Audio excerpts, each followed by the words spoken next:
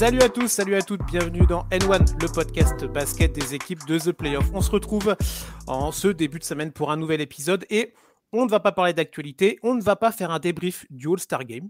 Je ne sais même pas si mes partenaires autour de la table, j'allais dire, autour de l'écran l'ont regardé, qu'importe.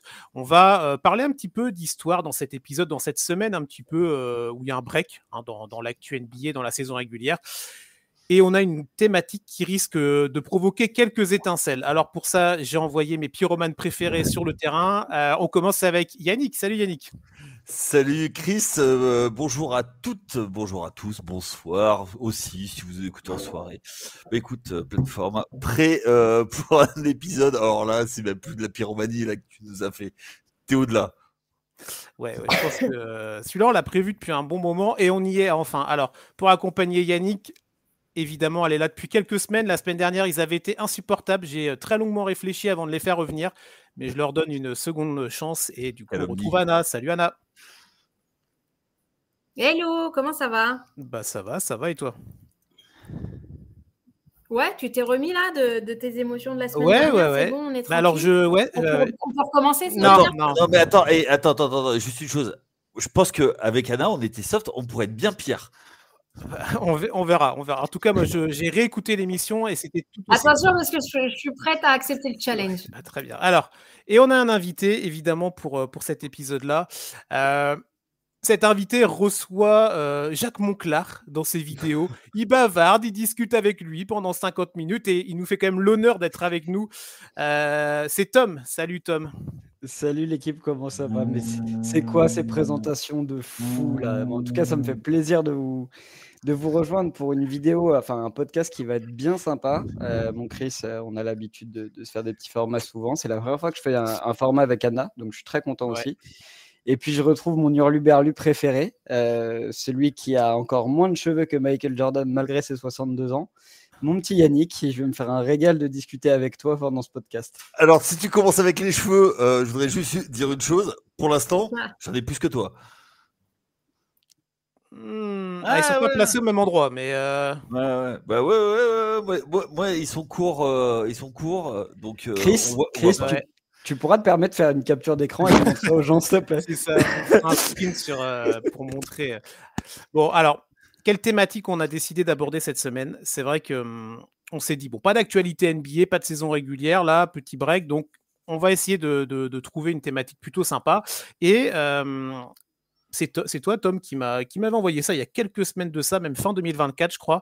Alors, c'est une vidéo de la chaîne YouTube de la NBA, la chaîne NBA officielle, la page YouTube en tout cas, et il propose souvent plein d'highlights, plein de résumés, et aussi plein de palmarès, des top 10, des top 50 et des top 100. Et là, tu m'as envoyé un qui a plutôt tilté, et on s'est dit, on va faire quelque chose autour de ça. C'est le top 100 des 25 dernières années. Donc, le top 100 des actions des 25 dernières années, saison régulière et playoff. Donc, c'est des paniers clutch, c'est des dunks, c'est des contres, c'est des passes décisives. Voilà. Donc, c'est une vidéo que vous retrouvez sur la chaîne YouTube de la NBA. Et on s'est dit, pourquoi pas, au sein de ce top 100, en faire un top 5. Donc, chacun d'entre nous, on a choisi 5 actions plus une bonus, une petite wildcard, qui sont pour nous les 5 actions les plus iconiques, les plus fortes de ces 25 dernières années. Donc, vous imaginez bien qu'entre Yannick, entre Tom et entre Anna et moi-même, on risque de ne pas avoir nécessairement le même top 5 et la même wildcard. Donc, ça promet un épisode qui risque d'être assez animé. Déjà, avant de se lancer, vous avez donc évidemment tous les trois regardé la vidéo. Vous en avez pensé quoi de ce top 100 là, grosso modo? Vous avez quand même retrouvé ce que vous vouliez en termes d'action ou il y avait des gros manquements? Yannick, si tu veux. Je commence. Non, vas-y Yannick, allez. Non, moi je trouve que ça a montré beaucoup de choses sur l'évolution de la NBA et notamment sur comment les morphotypes ont changé des physiques qui ont beaucoup changé, des joueurs qui ont également beaucoup bougé en termes de skills. Et donc c'est ça qui était intéressant. Et puis de revoir des joueurs que j'avais oublié. Donc c'est toujours sympa. Parce que moi, je les ai connus puisque je n'étais pas en culotte courte à cette période. Moi, j'étais déjà un jeune adulte sur toute cette période. Donc voilà. C'est vrai. Tu es le daron de l'équipe. Ah je suis plus que ça. Hein. Ouais, je pourrais être le grand-père de Tom. Oui, bon. Non, mais au-delà de ça, je rebondis parce que il y a aussi l'histoire de la qualité de la vidéo. Les physiques, ils ont changé, etc. Mais aussi la qualité de la vidéo, la qualité de l'archive. C'est-à-dire qu'en fait, sur les trucs à partir de 2014-2015, tu commences à avoir une qualité de vidéo qui est plutôt acceptable. Alors que tu vois sur les vidéos de début des années 2000, de début des années 2000, pardon. Oui, j'ai un peu de mal avec la temporalité. Tu vois tout de suite une différence de qualité de vidéo et en fait, tu as l'impression que c'est en fait beaucoup plus vieux que ça ne l'est. Et c'est rigolo, quoi. Surtout quand tu as vu le truc en live. Il y a juste un truc qui est vraiment très différent. C'est que à partir du League Pass, c'est-à-dire en gros 2008-2010, en fait, on pouvait voir toutes les équipes qu'on voulait, on pouvait choisir les matchs qu'on voulait. Et avant, en fait, tu étais un peu dépendant de la programmation et tu pouvais voir maximum 3 matchs par semaine. Et encore avant, tu en avais un tous les 36 du mois, pour pas dire autre chose, quoi. Donc, et avec aujourd'hui la possibilité de découvrir les Américains qui commentent. Et je trouve que ça a permis, ça a montré un complètement changement de paradigme. Et aujourd'hui, d'ailleurs, nous, si on commente, c'est aussi grâce à cette évolution de la NBA où avant, on était obligé d'attendre les magazines. Et c'est plus ma génération, ça, les magazines. Non, la mienne aussi, t'inquiète. Et encore aujourd'hui, je pense qu'il y a encore du travail, il y a encore du bon travail en papier et toujours de l'avenir. Oui, mais c'est un autre traitement en fait. Parce qu'aujourd'hui, les matchs, tu les vois, tu fais du storytelling différent. Oui, excuse-moi, Chris. Donc voilà, ça fait 7 minutes, vous êtes déjà en train de dévier. Je vous demandais juste si vous aviez retrouvé des actions dans le top 100, vous êtes en train de parler des magazines papier. C'est un truc de... Les redoublants, tu vois. T'as vu avec qui je suis toutes les semaines, c'est ouf. Oui, mais t'aimes ça. Je commence à me poser des questions. Ils ont mis moins de 8 minutes avant d'être hors sujet. Ils sont légendaires. Bon, moi, je donne juste un petit avis sur après on y va. Le hors-sujet, tu connais. Sur cette vidéo-là que j'ai trouvé très cool et c'est toujours très cool d'avoir des condensés comme ça d'action, surtout sur une période large. Moi, je retiens 3 éléments. Comme je rejoins Anna et Yaya sur le côté développement physique des athlètes, qui est quand même assez visuel et assez monstrueux quand tu compares entre les années 2000 à 2020. L'évolution du jeu, parce qu'on constate que plus tu avances, plus tu as des shoots de loin et assez extraordinaires et qui paraissent plus naturels, mais ça c'est lié aussi à la révolution du jeu des années Steph et des années 2010-2015. Et un 3e élément qui m'a marqué, c'est que y a un mec qui est présent sur les 25 années de la vidéo. Peut-être en parler de cette... On n'en dit pas plus, mais moi je trouve... D'ailleurs sur la vidéo, tu vois toutes les étapes de la carrière. Alors oui, justement. On va commencer dessus. Mais la NBA, il fait un lay-up. Ton GOAT, il fait un lay-up. Il est numéro 1. Mais non. Est-ce que tu ça y est. Franchement, les rois de leur sujet là, venez, on parle de la vidéo. Et là, on s'envoie des tacles à ce moment-là. Du coup, on va faire une petite wildcard. Donc, avant le top 5, chacun, on va donner très rapidement, s'il vous plaît, l'action qu'on n'a pas pu rentrer dans le top 5 parce que elle méritait peut-être pas d'y être, mais il y a une attache personnelle, etc. Sachant que on est dans un classement évidemment qui est extrêmement subjectif. Tom, je te laisse démarrer avec ta wildcard. Alors, si vous avez le numéro, là, le numéro du rang de la vidéo pour les gens qui vont nous suivre et qui vont nous écouter, qui vont vouloir aller voir les actions sur la vidéo, ce sera plus simple pour eux de s'y retrouver. Donc n'hésitez pas. Donc Tom, vas-y si tu veux ta wildcard. Ouais, et ça tombe bien parce que c'est le seul, ma wildcard, c'est la seule vidéo où j'ai pas en tête le numéro de la, c'est très bien. Mais je sais qu'il est top 20.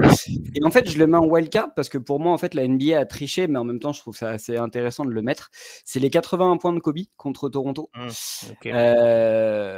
dans une victoire 122-104 à l'époque. Assez impressionnant, mais c'est surtout, voilà, en 2006, les 81 points de Monsieur Kobe Bryant. Je l'ai mis en wildcard parce que c'est mythique, mais ça reste quand même quelque chose qui, pour moi, n'est pas une seule action. Donc, je ne le retiens pas comme une action légendaire. Mais ça reste du Kobe, ça reste des Lakers et ça reste quelque chose qu'on n'avait pas vu depuis soi-disant Will Chamberlain, là où malheureusement on n'a pas forcément de personnes qui étaient sur place. Là, on peut en attester, c'était filmé. Et puis voilà, quoi, Kobe. Bon, c'est numéro 5 sur la vidéo. Bon, on te laissera en parler du coup un peu plus tard. Yannick, tiens, ta wildcard. Alors moi, j'ai fait quasiment que de l'émotionnel. Donc, il n'y a aucun... Il y a no offense contre personne. Pour moi, c'est la numéro 53. C'est le dunk de Derrick Rose sur Dragic. Parce que c'est peut-être le plus gros what if de ce siècle, Derrick Rose. Qu'est-ce qui se serait passé si c'était pas pété les croisés en play-off? Est-ce que Chicago a été sur le devant de la scène?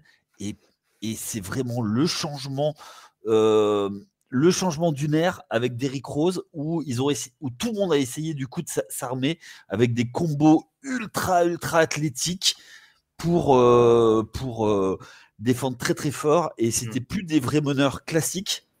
Et pour moi, c'était le début du positionless et que maintenant les intérieurs soient capables de shooter aussi à 3 points. Ça vient aussi parce que Derrick Rose est arrivé avec ça.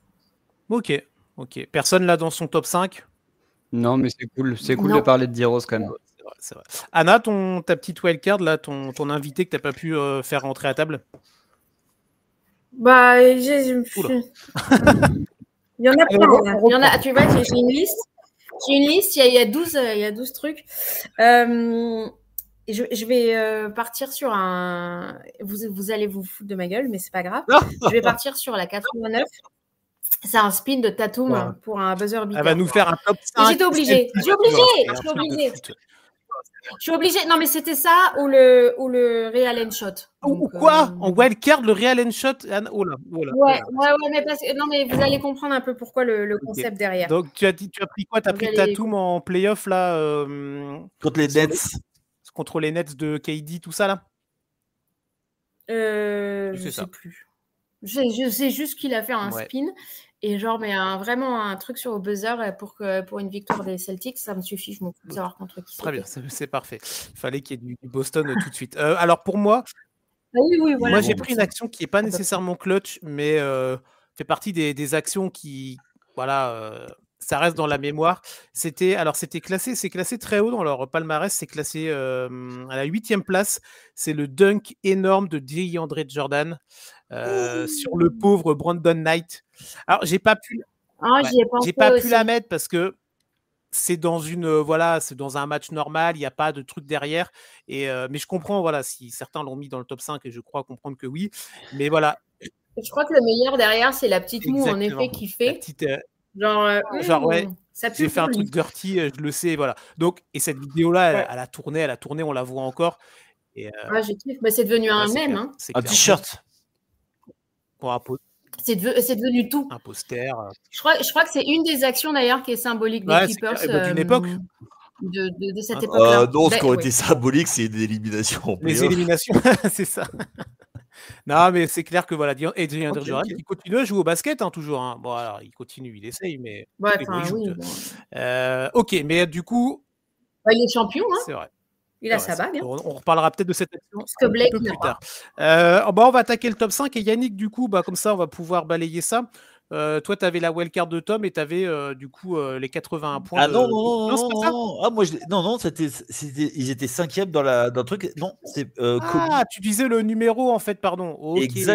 Exactement. Mais patience. Parce que tu as bien bossé. Ah oui, donc, ok. Bon, tiens, je te laisse la main, Yannick, avec ton 5e. Alors, pour moi, c'est numéro 38, mais on aurait pu le mettre ailleurs. C'est un des joueurs, mais les plus. Enfin, le mec toujours là au bon moment, les 3 points toujours au bon moment, c'est Robert Horry.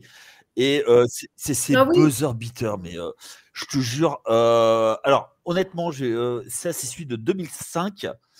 En finale NBA, 7 titres, dont 5 sur la décennie dont on parle. Enfin, sur la partie dont on parle. Et là, c'était avec San Antonio contre les Pistons. J'étais vénère parce que j'aimais beaucoup cette équipe des Pistons. Et puis voilà, et puis c'était aussi pour parler de celui qu'il a mis avec les Lakers contre Sacramento, dont on sait dans quelles conditions ce match a été gagné par les Lakers. Trucage, tout ça. Enfin, oui, Chris, je suis à l'EHPAD, mais on parlait d'émotion. Et honnêtement, là, tu regardes en direct et enfin, vous étiez à l'école. Je me souviens. Et là, tu fais. Oh. Et voilà. Bah, quand je me souviens, en plus, je l'avais vu et j'étais comme une folle aussi. Mais alors, j'ai hésité. J'hésitais à le mettre dans mon top aussi. Mais alors, tu parles des émotions et j'enchaîne sur mon 5 à moi. Et vous allez encore vous moquer de moi. C'est la 35 avec Derrick White qui amène Boston au Game 7 contre Miami. En fait c'est juste que je l'ai mis là et je me suis sentie obligée de le mettre parce que je me souviens exactement où j'étais à ce moment-là. J'étais à Liverpool à l'Eurovision et je l'ai vu en live et j'étais comme une ouf et j'ai hurlé dans la chambre d'hôtel et si bien que mes collègues à côté sont venus taper à la porte pour savoir si tout allait bien, quoi. Et j'ai dit, mais oui, on est en Game 7 ! Et en fait, personne ne me comprenait, évidemment. Et donc, en fait, c'est pour les émotions que ça m'a donné à ce moment-là. Et l'action est hyper, elle est hyper clutch dans tous les sens. Magnifique, quoi. Et donc, les émotions, j'étais obligée de la mettre en top 5. Et c'est ce match-là où on a compris que Jason Tatum ne servait à rien. Puisque c'est Marcus Smart qui a le ballon, qui se loupe et que voilà. Et qu'alors que normalement, c'est Jason Tatum en tant que leader qui aurait dû prendre le shoot. On avait divisé pendant très longtemps avec Chris sur ce shoot. Ah oui, c'est vrai. C'est vrai que maintenant, oui, tout à fait. Voilà, ça date, mais oui, c'est vrai, je me souviens. Oh, ça date pas, c'était il y a 2 ans. On n'était pas d'accord, je crois, même sur la... Non. Et non, toi, tu étais en mode Tatum devait le prendre, et moi, je te disais non, il l'a laissé... Marcus Smart qui n'était pas un bon shooter. Enfin. Mais oui, ok. Tom, est-ce que tu as mis l'équipe de Boston 5e, toi? Non. Moi, Boston n'apparaît pas dans mon classement. Tiens. Ça me paraît assez logique, finalement. Puisque sur les 25 dernières années, il n'y a quand même pas grand-chose à retenir. En numéro 5, moi, Chris, c'était à Wildcard. C'est le poster de Dédé Jordan sur le pauvre Brandon Knight. Un soir du 12 mars 2013. C'est peut-être l'anéantissement d'une carrière la plus violente sur un poster. Le pire, c'est que quand vous allez regarder le top 100, c'est-à-dire que les seules vidéos des Clippers, à part un ou deux shoots de Chris Paul un peu sympa, c'est des atomisations de Blake Griffin. Et tu te dis, waouh, truc de fou, il a envoyé des posters. Et là, tu arrives en numéro 8 et tu tombes sur cette vidéo de DeAndre Jordan et tu te demandes comment un être humain peut se relever derrière. Et le niveau de questionnement va jusqu'où, en fait, les coéquipiers de Brandon Knight mettent genre 6 ou 7 secondes à s'approcher de lui. Il le laisse au sol. Il est comme ça au sol, le mec. T'as DeAndre Jordan qui regarde la caméra avec une petite moue. Et le pire du pire pour Brandon Knight, c'est que cette année-là où il est rookie, il se fait humilier au All-Star Game par Kyrie sur le Rising Star où il prend un cross, où il est décalé à 2 mètres. Quand je vous dis vraiment, c'est la pire année d'un basketteur, vraiment dans l'enchaînement. Le mec se fait casser les reins au All-Star Game, il revient sur les parquets et DeAndre Jordan met fin à sa carrière. Voilà. Ok, bon. Ça serait marrant qu'on suive parce qu'on a fait des classements ensemble avec Tom. Yannick, tu étais là aussi pendant l'été et on avait souvent les mêmes choses. Donc on va voir si on continue dans cette... On ne s'est pas du tout concerté et on découvre les classements des uns des autres, évidemment. Mon numéro 5, alors on se suit là un petit peu avec Tom. Moi, je vais parler de Kobe, mais je ne vais pas parler des 81 points. Je vais parler de l'action. En tout cas, de ce qui est classé 60e. C'est le dernier match de Kobe. Okay. C'est au Staples Center à l'époque, c'était le 13 avril 2016 déjà, c'était contre Utah. Alors la saison des Lakers, c'était vraiment une catastrophe. Ils avaient gagné 16 matchs avant ce match-là, je crois, ou 14 matchs. Bon, bref, c'était le fameux farewell tour de Kobe, mais qu'importe. Le match était serré. Kobe avait tous les ballons, il y avait 96-95 pour le Jazz, il restait 35 secondes. Kobe a le ballon, évidemment, comme pendant 47 minutes du match. Et là, il va prendre un shoot, un long 2 points, là, qui va permettre aux Lakers de repasser devant. l'équipe dans laquelle Kobe est donc. Il arrivait à ses 57 et 58e points, il va encore en mettre 2 après. L'équipe dans laquelle il était, il y avait D'Angelo Russell, il y avait Julius Randle, il y avait Jordan Clarkson, il y avait Roy Hibbert. Et alors, petite question, est-ce que vous savez par qui Kobe a été remplacé dans les ultimes secondes? C'est pour qu'il y ait tout le cérémonial, le staple qui l'applaudisse et tout. Alors, si vous trouvez, franchement, moi, je vous tire mon chapeau. Ouais, je me souviens plus de ça. Non. Il n'y avait pas Kyle Kuzma aussi dans les Non, il est drafté plus tard. Il est drafté l'année après, plus tard je crois. Ouais. Kuzma, l'année d'après. Lonzo Ball, Ingram sont pas encore là. C'est Ryan. Alors, c'est Ryan Kelly. C'est Ryan Kelly, mais bien sûr. Ryan Kelly. Alors moi, tu vois, je vais complètement zapper ce mec-là. Et surtout, le truc le plus ouf, c'est que Utah joue pas le truc, quoi, en fait. Non, et ouais. ils auraient pu se qualifier pour les playoffs s'ils gagnaient le match. Mais ça en revient à plein de choses parce qu'en fait, ce soir-là, il s'est passé 1 milliard de choses en NBA. C'est-à-dire que les Warriors pètent le record des Bulls du nombre de victoires sur une saison régulière. Du coup, c'est le dernier match de Kobe. C'est aussi, je crois que les Spurs aussi, avec leur victoire, obtiennent leur meilleur bilan de l'histoire sur une saison régulière. Enfin bref, il y a 15 000 accomplissements. Sauf qu'en fait, ce soir-là, Utah perd sa place en play-off sur le dernier match de Kobe qui met genre les 12 ou 15 derniers points des Lakers. Mais il est cramé à chaque fois qu'il y a un temps mort. Tu le vois, ils cryogénisent ses genoux, ils viennent l'éponger. Mais c'est mythique. Moi, c'est l'un de mes plus beaux souvenirs. Moi, je me rappelle, je l'avais regardé en direct. Celui-là, il était du coup fin du match. Il devait être quoi, 6h25, 6h30 du match. Tu sais, tu allais bosser derrière. Mais qu'importe, voilà. C'était le dernier match de Kobe. Donc pour moi, je devais le rentrer. Et c'est plus celui-là que je voulais mettre pour Kobe. On continue. Et tiens, Anna, on va te laisser la main sur la 4e place si tu veux. Alors, je ne vais pas aller sur Kobe. Mais j'en ai un dans mon top, hein, vous vous doutez. Et je vais partir sur Blake Griffin, la 13, justement, qui dunk, qui fait un dunk de malade. Donc, en fait, il y en avait plein, hein, comme tu disais, Tom, dans la vidéo. Et je ne savais pas laquelle prendre. Et je me suis dit, je vais prendre celle-là. Je ne saurais pas exactement dire pourquoi, parce que je trouve que tous ces dunks, tous ces posters, en fait, sont hyper impressionnants. Mais je trouvais que celle-là, elle était particulièrement violente. Et puis, enfin, oui, Blake Griffin, c'était un peu mon joueur, c'était mon chouchou à l'époque. Et écoutez, j'aimais bien le côté un peu impressionnant, le rounois, etc. J'aimais bien tout autour de lui, c'était quelque chose qui me plaisait. Et plus j'aimais bien le concept de l'équipe, des Clippers. J'aime toujours Chris Paul, comme vous le savez. Et donc, du coup, en fait, cette construction autour de lui et de Lob City, j'adorais. Et Blake Griffin, comment il a explosé dans ces années-là. Voilà, je trouve que ça représentait plutôt bien ce dunk sur je ne sais plus qui d'OKC. Sur Kendrick Perkins. Ouais. Ah, en plus, tu vois, c'est encore plus. C'est lui qui se considère comme le mal alpha dans l'équipe de l'époque. Harden, Durant et tout. Il a sorti le fou. C'était moi le leader. Ah, d'accord. Okay. Ah non, il se fait éteindre. Ah, je sais pas pourquoi. Dans ma tête, c'était Ibaka. Non, c'est sur Perkins. Non, c'est Ibaka qui vient récupérer Perkins. Ouais, mais ce qui est ouf sur ce Tomar, Anna, je te rejoins, c'est qu'il lâche la balle.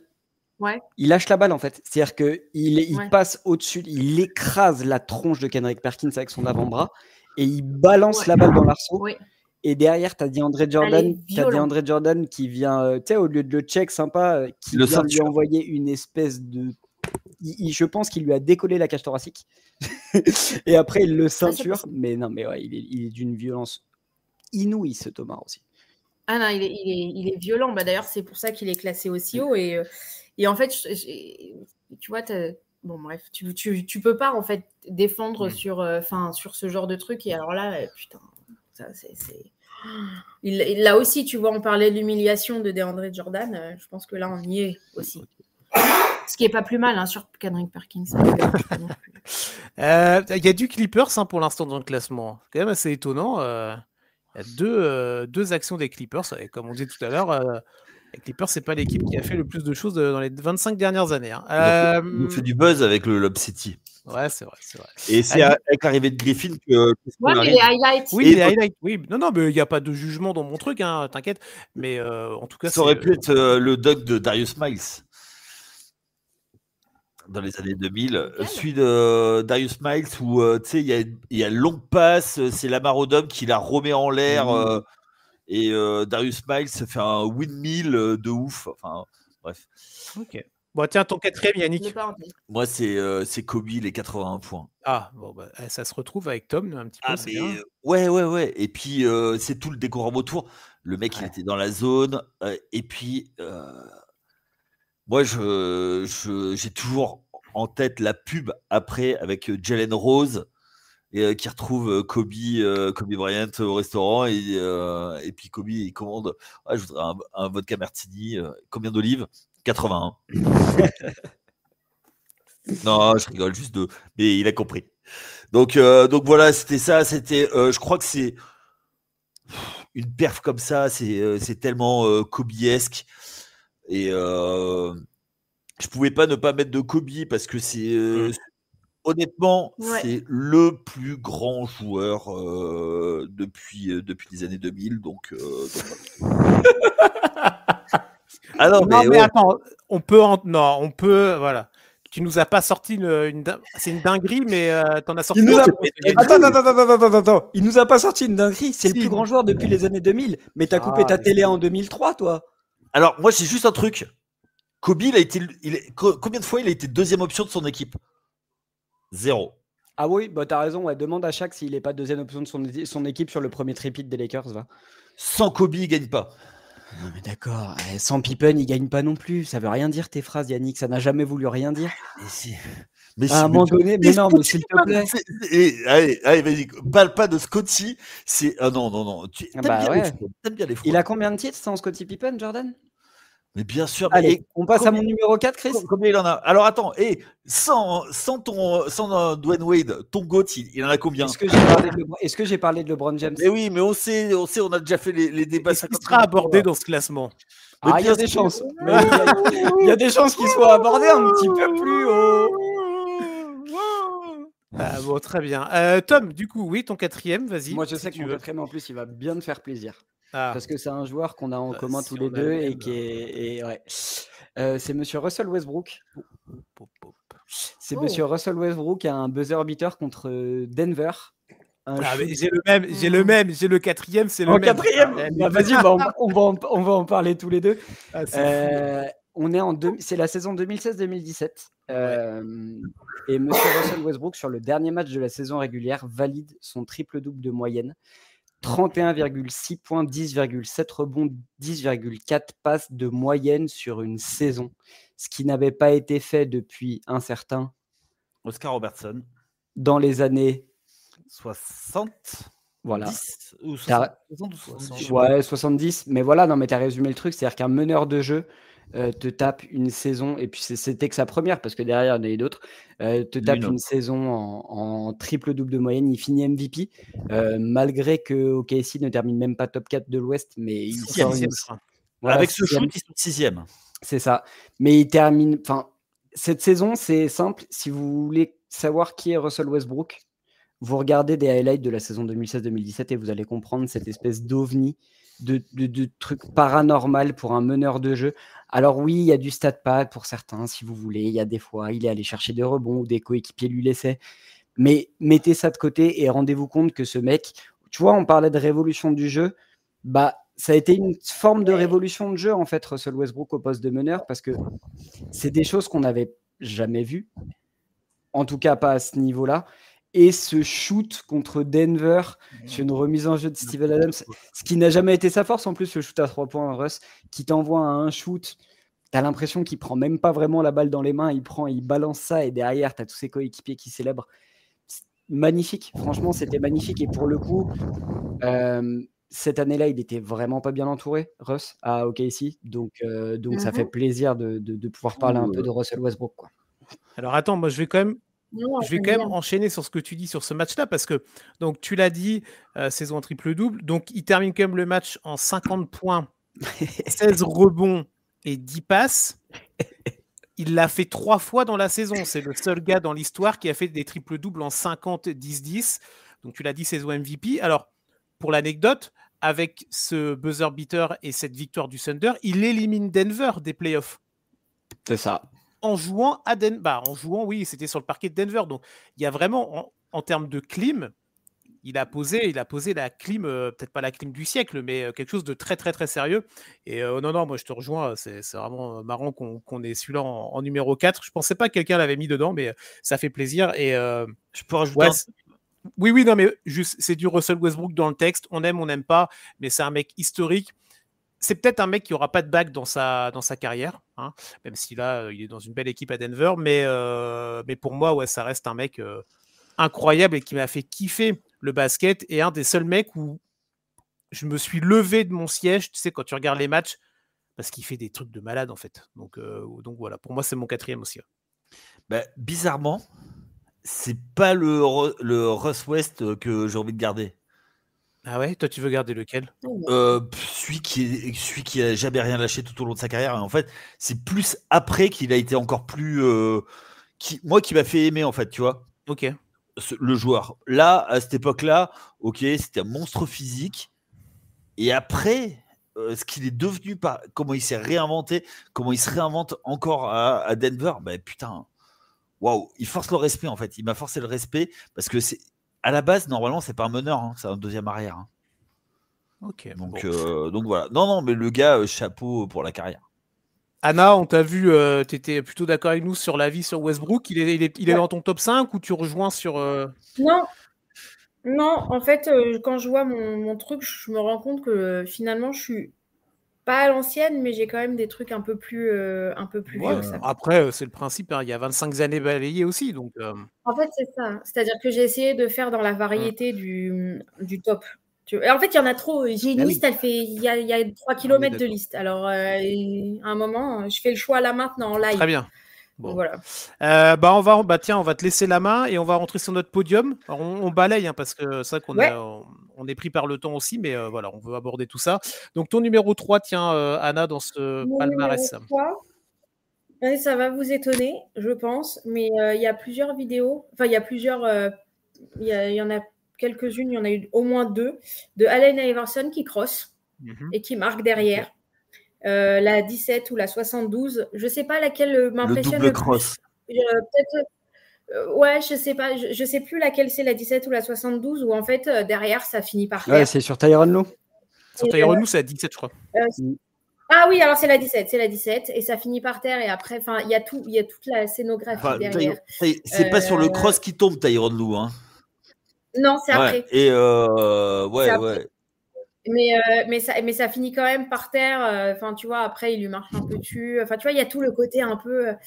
Voilà, en fait, à l'époque, sur le moment, c'est comme Kobe, en fait. Je comprenais pas la puissance du talent que je voyais en face de moi en direct. C'est vraiment avec l'âge où j'ai pris en maturité et où je suis devenue une vieille conne, peut-être.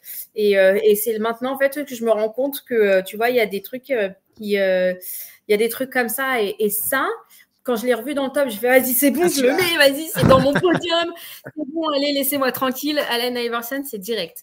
Okay. Voilà, ouais, moi ça a frotté la wildcard, hein. Je vous avoue, l'action sur Tyronn Lue, je l'ai pas vu moi perso à l'époque, mais en fait ça fait partie des images, tu vois, qui reviennent sans cesse quand tu vois la NBA qui ressort des trucs. Ça fait partie, donc ça a frotté la wildcard, mais c'est pas rentré. Elle est magique celle-là. Elle est magique parce qu'il y a tout ce qui est le plus humiliant quand tu es basketteur. C'est-à-dire que tu te fais crosser, tu veux aller contrer derrière, tu tombes, et au moment où le mec met son shoot, il te passe par-dessus. Il n'y a pas plus humiliant pour un basketteur. L'enchaînement est juste, mais... Et bon, après, derrière, ça n'a pas empêché Philly de se faire broyer en finale. Mais ouais, Allen Iverson, comment ne pas parler d'Allen Iverson dans un top 100 des plus belles actions, quoi. C'est clair. C'est ça. Non, vraiment, c'est cross comme ça, là, c'est pas possible. C'était obligé que ça rentre. On est d'accord. On est tous d'accord. Yannick, ton numéro 3, tiens. Mon numéro 3, c'est le Game 7, le shoot en Game 7 de Kawhi Leonard. Ok. Et surtout, tu vois, ce qui est iconique, il shoot, et puis surtout, il attend accroupi. Et c'est ça. Et ça rentre pas. Et t'as Embiid. Oh. Non, mais C'est pour c'est la vraie vidéo, c'est le gif de Embiid dans les Qui coulisses pleure dans les bras de sa femme. Il pleure. Non, mais Ah ouais, voilà, c'est ça vrai. c'est un gif fait partie du top 5 all time. Ouais, tu vois. mais en pleure, fait, si tu veux, c'est le coup de génie de Toronto, c'est Kawhi, le dernier coup d'éclat de Kawhi, c'est vrai. j'ai envie de dire. Et surtout, enfin voilà quoi. Qui n'a pas voulu marquer un buzzer beater en Game 7 quoi? Attends, voilà. j'arrive. Alors moi, je l'ai Ah, classé je vois celui dont tu parles. Alors, je l'ai classé deuxième, moi, le Kawhi, tu vois. Ah, ok. Donc, on est plutôt raccord. Tom, ton troisième? Ah bah moi, en fait, je devais mettre un buzzer beater dans ce top 5 et j'ai hésité entre celui de Kawhi. Mais en fait, il est impressionnant et je pense que dans l'historique de la NBA, il restera plus que celui dont je vais parler. Mais moi, celui dont je vais parler... Celui de LeBron. Non, bah non. Ah non. En fait, celui de Damien Lillard contre OKC. Ah oui, J'étais sûre. It's a bad Ouais, shot. j'étais sûre, tu sais que je voulais en Et parler, alors, j'ai hésité à le mettre. pourquoi? Parce que pour moi, en plus, il y a un côté un peu parallèle où le shoot de Kawhi met un peu fin au process. Parce qu'après, Philadelphie se défaite Jimmy Butler, c'est l'arrivée de Tobias Harris, mais après, c'est le carnage pendant des années. Mais le shoot de Damien Lillard met fin à OKC. C'est-à-dire que l'été d'après, Paul George s'en va, ayant pris le shoot sur la tête à 12 mètres et ayant dit que c'était un mauvais shoot. Westbrook s'en va. Et en fait, c'est la fin d'OKC comme on l'a connu. C'est la fin de la grande période d'OKC avant qu'ils se remettent, avant que Sam Presti récupère 72 tours de draft par minute. Mais ce shoot est peut-être moins important que celui de Kawhi parce que déjà, c'est un premier tour de playoff. Il y a égalité dans le match. C'est pas un match 7. Mais en fait, dans le côté historique où il y avait une vraie rivalité entre Westbrook et Lillard, ils ne pouvaient pas se blairer. Comme tu le dis très bien, Yaya, avec le geste de la main, Lillard n'a pas réellement d'accomplissement historique en carrière. Il n'a pas de bague, il n'a pas de trophée individuel clinquant. Mais quand on parle des joueurs clutch du 21e siècle, il arrive très très vite dans le top 3, top 5 déjà en fait, parce que Dame il a déjà assassiné des équipes. Il y a son premier buzzer contre Houston à l'époque Portland sur la passe de Nico Batum. Ouais. Et il y a ce buzzer. Il est encore plus impressionnant, je trouve. Ouais, celui-là, il est hyper impressionnant, mais moi, il y a tout le côté, tu vois, il y a tout le côté storytelling où Paul George, il reste à 1 mètre de lui. L'autre, il se décale, il fait un sidestep à 9 mètres. Le shoot rentre, aucune émotion. Il regarde OKC et il fait comme ça. Mais tu bye bye, ouais. C'est le niveau de trash talking. Et franchement. Et le même, on parlait de même tout à l'heure. Tu sais, quand il regarde la caméra après. Ah oui, avec tous ses coéquipiers sur lui et lui, il est comme ça. Ah ouais, non, et celui-là, il est violent. Et du coup, si vous voulez le retrouver dans la vidéo, c'est la vidéo numéro 15. Ok, ouais, donc bien placé quand même par la NBA dans son palmarès. Ouais. Ok. Alors moi, mon troisième, alors je reprends mes petites notes. Tac. Alors juste une chose, moi, mon shoot de Kawhi, il était au numéro 3 sur la liste. Parce qu'on dit plus les numéros, hein, ça y est. Oui, c'est vrai, ouais, on est passé, c'est vrai. Bon, là, on est vraiment dans le goût. Vous êtes tous comme Anna, pas disciplinés. Voilà, il n'y a que moi qui suis discipliné. Alors que c'est moi je donne les numéros. Non, mais aujourd'hui, elle est sage, hein, franchement. Je suis sage aujourd'hui. C'est très bien. Ça cache quelque chose, c'est pas normal. Je suis vraiment devenue une vieille. Alors, moi, j'ai encore à mon âge. Est-ce qu'on y arrivera? C'est la question. Ouais, je vous le souhaite quand même. Mon troisième, du coup, c'est celui qui est classé numéro 1 dans le classement de la NBA, c'est le shoot de Ray Allen. C'est mon deuxième. Oui, bon, ça c'était sûr qu'on allait suivre là-dessus. Le shoot de Ray Allen sur les Spurs. C'est mon ex-aequo. Sérieux? Vous le mettez... Ouais. Toi, tu l'as mis, Yannick, ou pas? Ouais, tu l'as mis, Yannick. Ah bah ouais. Mais je l'ai mis en 1, moi. Ah bah oui. Non, il n'y a que Anna qui ne l'a pas mis dans son classement, du coup. Si, je l'ai mis dans le classement. J'ai dévié j'ai pas respecté la règle. Ok. Là, tu l'as mis où, du coup? Toi, tu l'as mis où? J'ai mis un double podium numéro 1. Donc, en fait, il y a des règles. Ça fait 3 semaines qu'on essaye d'établir le truc, mais elle en a rien à carrer, la meuf. Non. C'est pour ça que je ne l'ai pas mis en wildcard. On venait de louer son professionnalisme. Voilà. Elle a tout explosé. Bah Voilà. ouais. Allez, Bon, hop. bref, du coup, Ray Allen, on va pouvoir y aller. C'est Game 6 à Miami. San Antonio mène 3-2 dans la série. Il mène de 3 points à 10 secondes du terme. On a entendu parler plein de fois. Le trophée Larry O'Brien est déjà quasiment sorti. Il y a tout, tu sais, tout le processus, là, les barrières, les machins qui sont prêts à être mis en place autour du parquet pour le début du cérémonial. Ouais, c'est ça. Qui s'en va. En plus, le public de Miami, tu sais que voilà, Ah, ça peut être un public chaud, mais non, ils peuvent être chauds, mais par contre, ouais, quand ils voient que ça tourne pas, ils Ils ont jamais préfèrent retourner à la eu plage. des joueurs à part Dan Wade. Et donc, on continue. Non, et donc, alors tiens, en plus, tu parlais du Big Three du hit. Alors, ça démarre mal, hein, parce que ça démarre avec un vieux shoot un peu casse-croûte de LeBron à 3 points. Du coup, ils essayent de. Oh, ils essayent de- nul LeBron. Ah ouais, c'est Nul. clair, franchement, mais LeBron, tu vois. Mais quelle Alors, fraude. Overrated. Quelle Donc, fraude mauvais- ce joueur. Vieux shoot de LeBron, donc ça rentre pas évidemment. Rebond Chris Bosh qui fait la passe à Ray Allen qui est dans le corner. T'as Tony qui essaie de venir défendre, mais c'est beaucoup trop tard.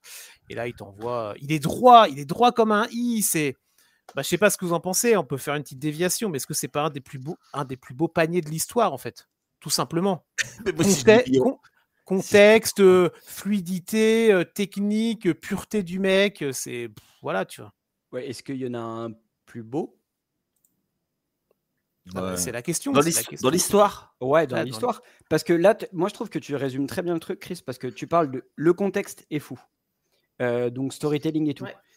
Ouais. Physiquement, ce que fait Ray Allen sur ce shoot en termes de gainage, de posture. Et c'est intéressant parce que Ray Allen le disait souvent, il avait tendance à prendre des shoots comme ça à l'entraînement. Parce qu'il savait qu'un jour en match, potentiellement, ça pouvait arriver. Mais le gainage qu'il faut à ce moment-là, après 48 minutes, où Ray Allen, c'était plus un joueur tout jeune, mais qui avait quand même pas mal de temps de jeu sur ces finales-là. Enfin, tout le contexte est... Non, mais... Et puis, Ray Allen, quoi. Ouais, c'est clair. Ouais. Je sais pas, vous en pensez quoi, vous on l'a tous mis très haut, donc... Oui, moi, j'ai Ouais. tout est dit là-dessus. C'est le shoot iconique de cette période. Ok, tu l'as mis premier, Yannick, de toute façon. Donc, Ouais, tout à fait, ouais. Tout à ok. fait. Et toi, alors, Anna, comment t'as fait ton classement, là? Parce que t'as Alors plus là, rien, du coup. mon podium. Ouais. Alors, Alors, ton numéro 2, là. non, c'est mon numéro 3 du coup. Parce que Ça, c'est ton numéro 3, ok. Non, Et ton non, c'est mon numéro 1, ex aequo. Mon numéro 3, c'est du Kobe. Je reviens sur ce que je disais sur Allen Iverson. J'étais pas du tout une fan de Kobe, mais alors vraiment pas. Je faisais partie des gens qui le critiquaient, qui trouvaient qu'il était trop perso, nanana. Bref. Logique, il t'a mis la misère pendant 20 ans. Ouais, on dirait, non, mais de ouf. Et en fait, oui, c'est vrai. Oui, ok. Mais c'était pas forcément. Bon, bref, ok. Je vais pas rentrer dans la polémique. De l'argumentation, là. Mais voilà, en fait, je voulais un peu rendre hommage à la légende qu'est Kobe. Donc, j'ai choisi, alors j'en ai deux. J'ai la numéro 16 et la numéro 12. Vous voyez, je respecte les règles. Il y a c'est un Kobe qui fait un spin et qui dunk derrière, magnifique action. Et après, sur la contre-attaque, Roberto Ri qui balance la balle. Je sais plus. Je saurais plus te dire. Ouais. Et après, la 12, c'est un game winner qui fait. Et en fait, c'est la fameuse image, tu sais, où derrière, il va s'arracher le maillot et tout. Ouais, exact. Ah, oui. Et il s'arrache le maillot et je trouve que c'est hyper iconique et d'ailleurs, c'est resté dans l'histoire. Et je trouvais que c'était un bel hommage à Kobe, au-delà des 81 points de match, parce que du coup, je trouve que ça rentre pas, tu vois, dans les règles. Alors, super, les règles, Anna, bon, c'est quand je veux. Mais 81 points, c'est pas une seule action, si tu veux. C'est beaucoup d'actions. Alors que là, vraiment, on parle d'une action, donc j'avais une de ces... Alors, le buzzer beater contre Phoenix, c'est surtout qu'il clampe avant, c'est-à-dire il récupère la balle, il y a un entre-deux, il récupère la balle à l'entre-deux, il court et il va faire ça. C'est la vidéo et l'action est impressionnante. Et j'enchaîne sur mon deuxième ou alors non, on va rester sur le deuxième quand même, mais juste c'est logique parce que comme le dit Yannick, de toute façon Kobe est le plus grand joueur du 21e siècle, donc c'est clair. Ouais, bref. Là, je vais partir. C'est vrai que. Ah oui, c'est mon top 1, pardon, excusez-moi. Alors attends, non, Anna, le top 1, tu le gardes. Non. Alors je le garde. Tu le gardes. On garde le top 1, ok. Donc, on a fait ton top 2. Moi, le mien, je l'ai dit tout à l'heure, c'est le shoot de Kawhi Leonard, donc on va pas revenir dessus. Yannick, ton numéro 2. Derek Fisher. Ouh. Ah ouais. Je le voyais pas aussi haut, tiens, tu vois. Il est numéro 4 pour la NBA, mais pour moi, en fait, ça a changé complètement les règles. On disait à l'époque, parce que qu'il fallait 7 dixièmes pour shooter. Donc, en fait, là, il y a Tim Duncan qui marque un buzzer tout. San Antonio pense avoir gagné. Ils allaient faire un back-to-back, c'était en 2004. Ils y allaient tout droit. Et là, remise en jeu, et Derek Fisher en 4 dixièmes marque un shoot et une clim comme jamais. Ok. Donc voilà. C'est vrai que ce shoot est historique et il fait un peu le parallèle, tu sais, avec, je sais pas si tu te souviens, avec le shoot de Middleton contre Boston. Où Terry Rozier, il en met un, il reste genre 3 dixièmes, remise en jeu, il a à peine le temps de prendre la balle dans les mains. Je crois que c'est des finales ou des demi-finales de conf l'année du titre de Milwaukee. Ok. Mais ouais, Derek Fisher, gros shoot. Okay. Non, mais celui-là, en fait, si tu veux, en termes d'émotion, moi j'étais là. Alors, c'est pas un mystère que dans les années 2000, de 2000 à 2010, les Spurs m'ennuyaient à mourir et j'étais content qu'ils se fassent sortir, mais je voulais pas qu'ils fassent de back-to-back. Voilà. Ok. Bon, alors là, moi je suis. Ok, Derek Fisher, très bien. Tom, ton deuxième. Moi, mon numéro 2, du coup, c'est le shoot de Rere contre les Spurs. Ok, ouais, donc on se retrouve, sauf Yannick qui fait son cancre, évidemment, de son côté, là, à nous mettre du Derek Fisher. Non, mais tu te rends compte le niveau de hate et de non-objectivité qu'il faut pour faire ce qu'il a fait là. Là, vous êtes, je sais pas combien il y aura d'auditeurs, mais vous êtes tous maintenant au courant que cet homme-là n'est pas crédible. Il perd toute sa crédibilité. Ça s'appelle une pirouette. Non, ça s'appelle juste avoir de l'émotion. Voilà. Et là, honnêtement, en termes d'émotion, un buzzer beater de 0,4 dixième, les gars. Non, mais arrêtez. Non, mais on va t'en donner. En vrai, un buzzer beater, quand tu le vis en live, oui, voilà, ça donne des émotions que. Voilà. Allez, mon Chris, on leur donne un peu d'émotion là, c'est bon. Voilà, c'est ça. Vas-y, moi je veux bien donner des émotions. Allez-y, faites-moi. Attends, tiens, Anna, ton numéro 1 là, et après. Mon numéro 1, ex-aequo avec le Ray Allen shot, le LeBron James block. Je pense qu'on est tous à peu près d'accord.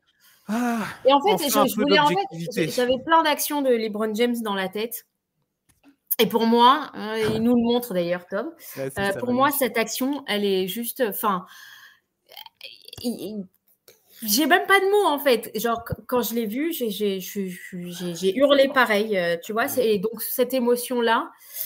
Et bah voilà, il n'y a pas à dire. Et pourtant, j'adore André Godala. Mais alors, ce bloc, et là, comment il monte très très haut comme ça, et enfin bref, et toute l'histoire et tout le côté iconique derrière qui vient, le titre, les machins. Et ben franchement, je vous dis, pour moi, c'est un des plus gros souvenirs NBA pour moi. C'est le plus gros souvenir NBA des 25 dernières années. Tom, je pense que tu vas me rejoindre parce que tu l'as à peine effleuré, Anna, mais le contexte, on en a parlé maintes fois. Et voilà, les Warriors, meilleure saison régulière de l'histoire en termes de ratio victoire-défaite. Ça arrive en finale, revanche de 2015. Les Warriors mènent 3-1. Là, tu dis, bon, allez, LeBron va encore se Draymond Green se fait suspendre comme de par hasard. Ça revient, tu as un match incroyable de LeBron et de Kyrie. Je crois que c'est au match 5 ou 6. Là, je sais plus. Ils font 2 matchs d'affilée à plus de 40 points chacun. Ils font des matchs de malade. Et là, le match 7 qui est dans. Mais tu sais, franchement, c'est peut-être le match c'est peut-être le match qui a le plus d'enjeux du siècle, en fait, pour l'instant. Et c'est le match le plus dégueulasse de la série, en plus. Non, mais oui, mais c'est normal. Oui, mais ça, c'est le match 7. Non, mais ils sont. Non, mais Chris, je reprends ton storytelling pour le compléter. On est sur le plus grand titre de l'histoire de ce sport, sans aucun débat possible, en fait, parce qu'une équipe qui défait l'équipe qui avait pété le record des Bulls en étant menée 3-1, donc quelque chose qui n'avait jamais été fait contre une équipe qui était juste imbattable en fait à ce moment-là, qui elle-même avait battu 3, qui était revenu d'un 3-1 lead contre OKC en finale de conf. T'as Steph qui arrive, t'as Clay, t'as toute la bande. Ils sont menés 3-1. Et t'as ce match 7 qui est en fait un match de guerre de tranchées où les mecs sont épuisés, où Draymond Green sort un match de fou furieux à 3 points d'ailleurs. Ça me fait penser à ça, Yaya. Et dans ces 2 dernières minutes, t'as cet enchaînement de trucs surnaturels où LeBron, il était plus tout jeune déjà à ce moment-là en 2016, Pépère. Hein. Il avait pas 25 ans. Hein. Où LeBron, il va te taper un contre après avoir tapé 3 matchs à plus de 40 points. Il finit cette série en triple-double de moyenne. Le shoot de Kyrie derrière sur la gueule de Curry, quand même. C'est celui-là, moi. Qui est pas trop moche. LeBron envoie un gros shoot à 3 points aussi dans le Money Time à un moment. Là, LeBron, dans les 4 dernières minutes, quand on voit un gros shoot à 3 points. Non, mais c'est simple. Pour le coup, et là, je pense que je vais faire plaisir à Yannick. Si tu dois retenir... Et là, pour le coup, c'est vraiment purement subjectif. Hein. Mais si tu dois retenir les 2 plus grandes actions de l'histoire de finale NBA, ça va être le shoot de Jordan au buzzer contre Utah et le bloc de LeBron contre Golden State. Vous le mettez dans l'ordre que vous voulez, ça, on s'en fout. Après, c'est purement de l'affect et c'est purement de l'émotionnel et c'est comment tu l'as vécu à ce moment-là. Mais sur les 25 dernières années, ce bloc de LeBron, mais c'est devenu une marque, c'est devenu une phrase, c'est devenu une entité, c'est devenu quelque chose. Et puis dans le contexte où tu amènes ce premier titre à Cleveland, qui était quand même, puisqu'aujourd'hui on se marre quand on voit Sacramento, les Clippers et tout, mais Cleveland c'était quand même l'équipe de la loose par excellence. Cette action est juste mythique. Dans les dernières secondes, allez vous refaire ça, vous trouvez ça sur YouTube. En fait, si tu veux, j'arrive pas à me défaire moi du là-dessus, tu vois. J'ai quand même le shoot de Kyrie Irving au-dessus, quoi. Ah bah non. D'ailleurs, il est dans le top de la NBA. Ouais, il est dans le top. Ouais, mais le shoot n'existe pas s'il n'y a pas le bloc. Ah oui, non, mais je suis d'accord avec toi. Oui, bah alors dans ce cas-là, tu refais tout, dans tous les sens. Moi, je trouve que le shoot de Kyrie, il est tellement couillu, quoi. Ouais, mais il est couillu, mais il y a égalité, Yannick. Oui, je suis d'accord qu'il y a égalité. Mais et il reste du temps derrière. Il y a 45 secondes. C'est-à-dire que c'est pas un buzzer, c'est pas un shoot dans les 20 dernières secondes. C'est un shoot qui est énorme, mais qui vient derrière la plus grosse action du match. Ouais, mais c'est celui qui tue les Warriors. Bien sûr.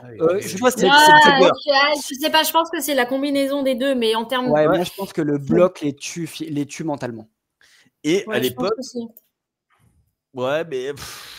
Et malgré tout, je l'ai dit sur le chat, pour moi, il y a une faute en dessous, mais qui peut pas te siffler. À ce moment-là, tu l'as sifflé. Ouais, mais tu peux pas siffler une faute à ce moment-là. Hein. Il y a une faute. Il y a Draymond Green dans l'équipe adverse et il me parle de faute de J.R. Smith. Oh. Et là, au moins, Gérard, il n'a pas fait de la merde pour faire gagner un titre ou un match à son équipe. Gérard qui sort une grosse série, d'ailleurs. Oui. Et qui d'ailleurs, célèbre tout l'été torse nu. C'est ça. Même presque pour ça, on devrait le mettre numéro 1. Tiens, Yannick, on va terminer avec ton numéro 1, du coup. C'est Ray Allen, je l'ai dit tout à l'heure. Ah bah oui, tu l'as dit, c'est vrai. Mais pour moi, en fait, si tu veux, pourquoi c'est au-delà ? Déjà dans le top, il est au-dessus.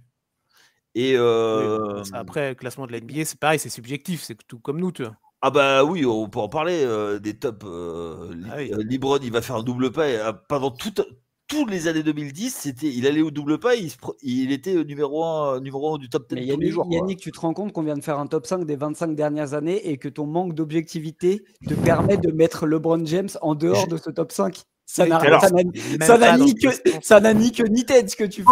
En vrai, je te dis un truc. Je pense que mon top 5 demain, il aurait pas été le même. Après, le podium aurait été le même. Le podium et le top 3 auraient été le même. Ouais. Le reste. Alors, moi, je vais te dire un truc. On parlait d'émotion, de subjectivité. Moi, LeBron ne m'a jamais donné d'émotion. Et c'est bien pour ça que tu n'es pas quelqu'un d'objectif dans le basket. Il ne faut pas t'écouter. Excuse-moi, mais. Ah bah oui, je t'excuse. Non, mais après ça, bon, il y en a qui, bon, voilà. Il y en a qui n'ont pas cette sensibilité. Ouais. Et puis, voilà, moi, si tu veux, il y a toute la période Miami, excuse-moi, mais. Ah oui, mais bon, il était insupportable. Insupportable. Il surjouait un espèce de personnage bad boy. Ah non. Non, puis il les n'y avait pas trempes. de personnage bad boy, non. Mais en fait, LeBron James qui surjoue un non, personnage mais bad on boy. va attendre qu'il termine sa carrière à New York et Yannick qui retournera sa veste et voilà. Il est bien sûr qu'il ne viendra pas à New York. Ah bah sûrement pas, non. Parce que le Non. All-Star Game de l'année prochaine, c'est à Los Angeles. Donc autant te dire qu'il va pas bouger de LA cette année. Ah bah oui. Ah ouais. Bah, Bon, vous voulez pas parler du All-Star Game? Bravo Tom, du coup, tu as réussi. Ah, pardon. Tu l'as... Non, c'est bien, bien. Non, bravo. mais ça se Non, trouve, mais il y aura- l'année prochaine, la pose d'un Brony. on aura du 1-1-1, donc moi, ça me va. Oui, c'est Pareil vrai que qu'il c'est a- ce qui a l'air de se... Yannick, on en avait parlé du 1 contre 1, rappelle-toi, hein, Ouais, dans notre ouais. émission. Oui, tu Ça n'avais peut pas l'air être, emballé, en mais vrai, ça peut être cool. Hein. Ça peut être cool. ça peut être cool. Ouais. Ça peut être cool. Et alors, Bon. vous, s'il y a un contre un, vous faites quoi? Demi ou quart de terrain? Ah bah non, demi-terrain. Ah non, Enfin, tu fais Ah bah, demi-terrain. Demi-terrain, Ah, par contre, je fais des catégories. Tu vois, je mets pas Kyrie contre Victor, par exemple. Oui, bah non. Tu essayes Oui, de tu faire fais- un Bah, ou truc un peut-être peu par juste. poste. Ah, tu mets Ouais. oui. C'est très Par drôle. contre, tu peux avoir des trucs stylés, genre un Jokic contre Wemby ou un Kyrie. Ouais, franchement, tu peux rigoler. Un Booker contre Doncic, là. Ils peuvent pas se piffrer, les deux. Et Ah, en ouais, plus, c'est vrai. ils savent pas défendre les deux. Oh, Booker un peu plus que Doncic, je pense, quand même. Ouais, un peu plus, mais bon. Bah, nickel. Ah, c'est Bon, en dommage. tout cas, on se retrouve quand même pas mal dans ce top 5, à part Yannick qui nous sort du Derek Fisher podium, évidemment. Mais, Non, mais oui, en mais vrai- parce que en vrai, vous avez je- pas connu, vous avez pas connu. Bah attends, Non, mais en Derek 2004, Fisher dans le podium des 25 dernières Alors, années, comme Yannick. juste un truc, et il est classé combien par la NBA? Il est Oui, classé bah, 4. Non, mais en fait, il y a tout un contexte, en fait, que comme Mais vous si, mais le t'as raison, regardez en pas, plus. C'est un non, mais on shoot, t'embête, c'est un mais shoot oui. extraordinaire, en plus. Hein. et tu Non, vois, mais et, ça, ouais, attends, t'imagines que j'ai réussi à pas mettre de Ginobili, quoi. Non, mais Ah t'as oui, réussi. Ginobili, j'avais envie aussi. Il y Ah, avait, c'est vrai, c'est vrai. il y en Non, mais avait une. attends, Il y si en tu avait parles une de aussi shoot, de Duncan, j'avais envie d'action, de de mettre. dinguerie, tu vois, mais t'es obligé de.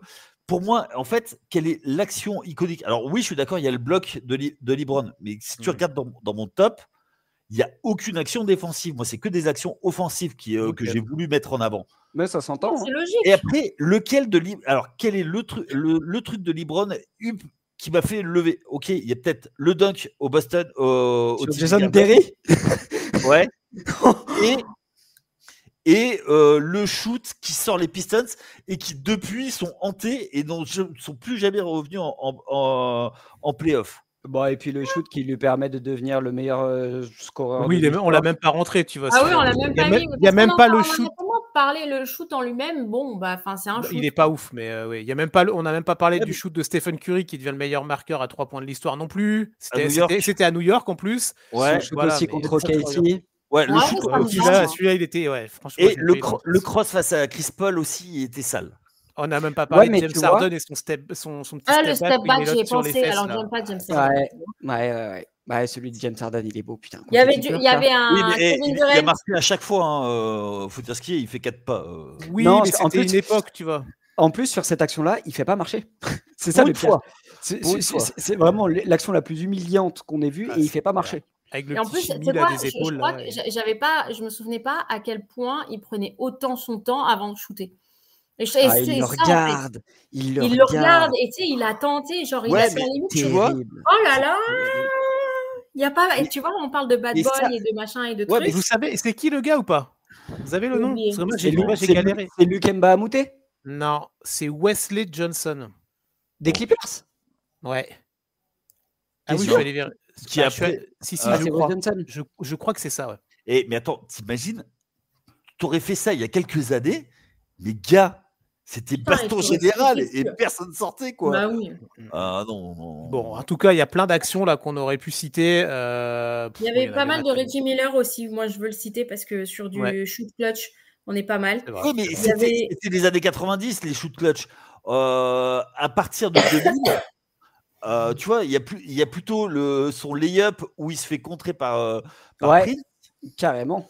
Et celui-là, il est d'une clutchitude. Hmm. Mais il l'attend. J'ai jamais compris cette action. Je sais pas ce qui passe par la tête de Reggie Miller. Pourquoi il l'attend? Pourquoi il va pas Tomar à deux mains? Peut-être Parce il que- le regarde dans Oui, la parce que contre-attaque, avec- il le regarde. Avec et un il déambulateur, tu peux pas aller plus vite. s'arrête. Ouais, mais je sais pas, à la limite, Et tu fais un autre Juste shoot, un truc, Reggie Miller, il a un seul truc pour lui. Il est né un 24 août. Mais à part ça, c'est tout. Bon, si, il a atomisé ta franchise plusieurs années d'affilée. On en revient au manque fois. d'objectivité d'Yannick. fois. Voilà, c'est tout. Bon, alors, Allez, on termine. maintenant qu'on en a parlé. Ouais. C'est ça. Bon, en tout cas, voilà, c'était ce classement là, ce fameux top 5 qu'on a voulu mettre en place dans cet épisode. Donc vous retrouvez ça sur la chaîne YouTube de la NBA, hein, le top 100 des 25 dernières années. Vous pouvez aller vous Notre faire podcast un bon kiff. Notre Non, podcast, alors on peut- non. Ah, merde. Non. On va voir, ça peut faire un petit partenariat. On va appeler Adam. Mais non, ça serait pas mal. Tu sais qu'on nous mette les vocaux, tu sais, avec Yannick sur l'action de Derek Fisher. Tu vois, ça serait. Ah non, mais appelle pas Adam Silver. Yannick, il va lui dire que LeBron, c'est une fraude. Bah oui. Mais l'NBA l'a poussé en Ah, avant. mais Yannick, c'est magnifique. Tu mets En une vidéo, LeBron James. Tu mets En une pièce une dans le vidéo, jukebox, là. en une vidéo, il a réussi à nous foutre Derek Fisher numéro 2, à nous dire que Kobe Bryant est le plus grand joueur du 21e siècle et à ne pas mettre LeBron dans son top 5. Et juste pour ça, j'aimerais juste qu'on applaudisse la performance qui est quand même all-time du monsieur. Bon, on vous avait promis une belle émission et voilà. Donc, en tout cas, je crois qu'on a fait un contenu plutôt sympa. Je voulais vous remercier, Yannick, Anna, Tom, d'avoir été présents, d'avoir fait le taf sur cette vidéo. Tom, on te retrouve sur ta chaîne YouTube Coast to Coast, sur les réseaux également. Tu sors pas mal de petites vidéos de temps en temps sur de l'actu. On a fait de la trade deadline ensemble. Tu as sûrement des choses qui vont venir aussi dans les jours et semaines à venir. C'est ça. J'ai pris un petit break là pour le All-Star Game. On va revenir avec pas mal de contenu et pas mal de sujets. Là, on rentre dans la dernière ligne droite. Donc, Heureusement que vous ne voyez pas. Heureusement que vous ne voyez pas. Je suis abasourdi parce que je vois. Oui, donc oui, vous pouvez retrouver le contenu de Coast to Coast sur YouTube, sur Twitter. Oh là là, la femme vidéo. Mes pauvres amis. Non, mais bref, tout ça pour dire que oui, en tout cas, c'est très cool. On va avoir une belle fin de saison et on remercie Nico Harrison pour cette magnifique trade deadline. Trade deadline, c'est ça.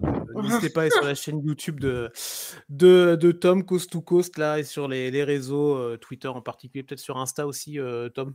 Je t'avoue. Bon, non, c'est pas sur Insta. Non, Twitter, YouTube. Nickel, magnifique. Bon bah merci Tom, j'espère qu'on te retrouvera très vite évidemment, t'es comme à la maison, tu viens quand tu veux. Avec grand plaisir. Voilà, ce sera toujours un kiff. Merci Yaya. Merci Chris, merci de ta présence, c'est toujours un plaisir de te faire criser.